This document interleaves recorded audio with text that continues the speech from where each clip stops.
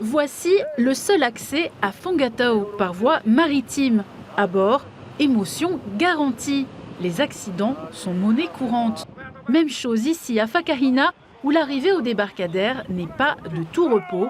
Une délégation composée du gouvernement, de l'État et de représentants à l'Assemblée a pu l'expérimenter. Il y a un bloc de cailloux juste au milieu de la passe, ce qui fait que le courant, les bateaux, quand ils rentrent, ils sont balancés. Hein.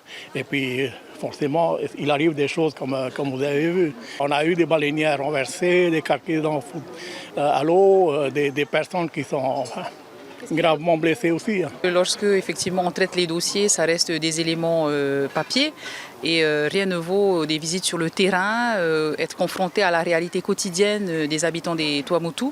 Évidemment, ça change tout. Ça nous fait devenir les meilleurs avocats possibles pour ces populations. Donc il est indispensable pour les élus de venir de temps en temps à la rencontre de ces populations, constater de visu à quoi correspond leur demande, parce qu'effectivement, lorsqu'on les reçoit à Tahiti, je veux ma digue, vous venez de voir le chenal qui a été construit, ce sont des demandes effectivement quelquefois qui paraissent complètement farfelues, alors qu'en fait, elles correspondent à un mode de vie, à un besoin essentiel pour ces populations.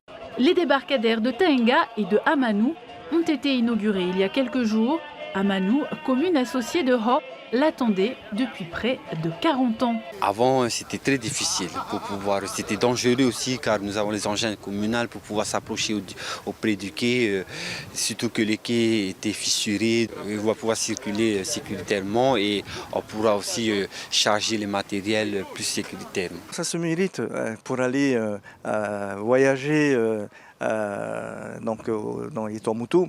Il y a des débarcadères qui sont dangereuses aujourd'hui, qu'il faut réhabiliter, qu'il faut retravailler pour justement sécuriser l'accès. Il y a de la casse, il y a aussi malheureusement des accidents dans les livraisons et donc c'est une forte demande aussi de nos armateurs. Il fut un temps, c'était aussi pourvu qu'il y ait un accès, point. Aujourd'hui, il faut les sécuriser.